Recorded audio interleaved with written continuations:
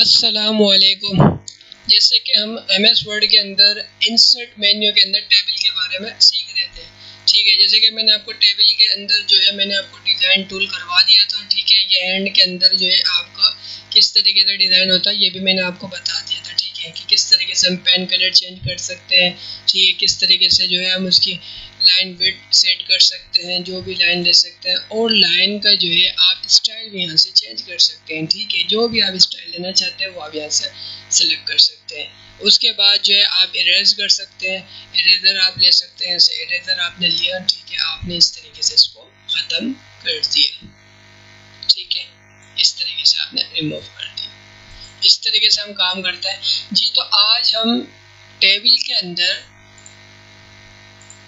अंदर आज हम लेआउट मेन्यू पढ़ेंगे। लेआउट मेन्यू के अंदर आज हम टेबल्स इसके बारे में पढ़ेंगे, ठीक है।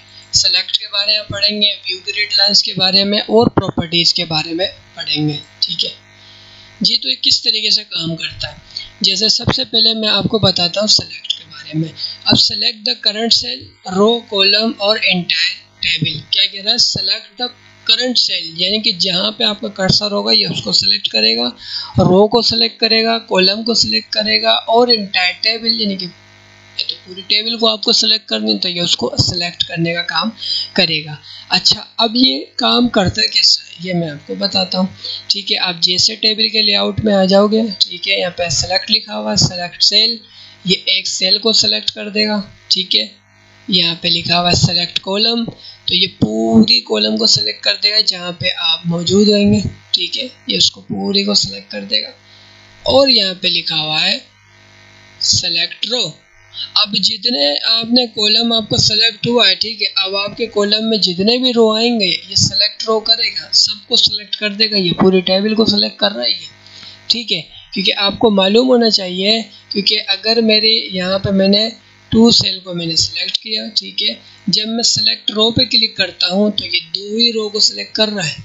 क्यों? क्योंकि मेरे 2 सेलेक्ट हुआ है ना, 2 सेल मेरा सेलेक्ट हुआ है। जब मैंने यहाँ पे क्लिक करा, सेलेक्ट कॉलम पे क्लिक करा, पूरा कॉलम मेरा सेलेक्ट हो गया, ठीक है। सेलेक्ट रो पे क्लिक करा, जितने भी कॉलम के अंदर सेल्स आएंगे, ठीक है, नंबर ऑफ रो आएंगे, वो सबको सेलेक्ट कर देगा, ठीक है। इस तरीके से काम करता है। उसके बाद अगर मुझे एक रो सेलेक्ट करनी है तो मेरा कर्सर जहाँ पे होगा, मैंने सेलेक्ट रो पे क्लिक करा तो एक ही रो सेलेक्ट कर देगा, ठीक है, इस तरीके से सेलेक्ट रो।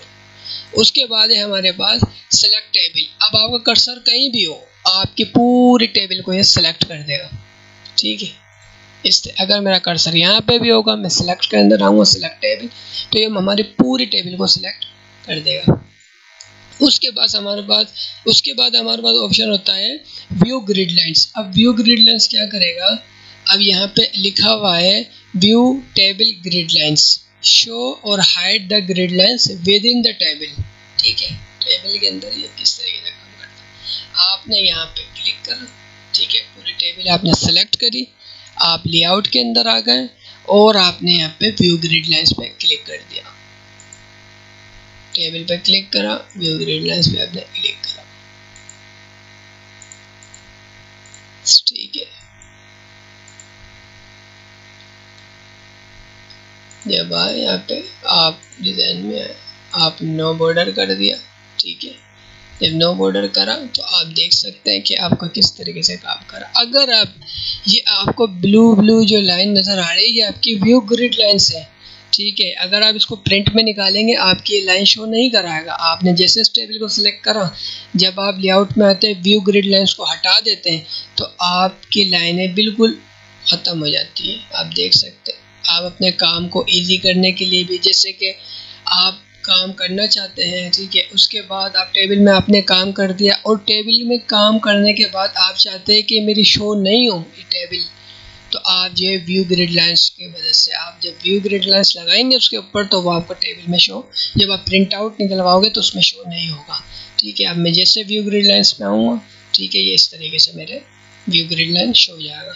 ये आपको आपकी स्क्रीन पे शो नज़र आ रहा होगा, ठीक है, आपके डॉक्यूमेंट में नज़र आ रहा है कि व्यू ग्रिड लाइंस, लेकिन जब आप प्रिंट निकलवाओगे तो वो आपको नज़र नहीं आएगा, ठीक है। जैसे आप F2 करते हैं, ठीक है, आपको ये नज़र नहीं आ रहा, प्रिंट प्रीव्यू में भी आपको नज़र नहीं आ रहा, ठीक है।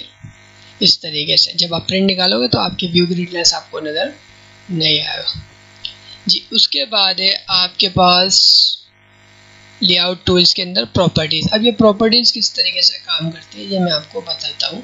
जैसे कि मैंने एक नेक्स्ट पेज लिया इसके लिए, ठीक है, इक्वल टू, मैंने आपको समझाने के लिए आपको जितने इजी तरीके से समझाऊँ, ठीक है। उसके बाद मैंने इसको स्क्रॉल कर दिया, ठीक है। अब मैं यहाँ पे कोई टेबल इंसर्ट करता हूँ, ठीक है। इंसर्ट टेबल में आया, यहाँ से मैंने आर्डो से मैंने टेबल इंसर्ट कर दी, ठीक है।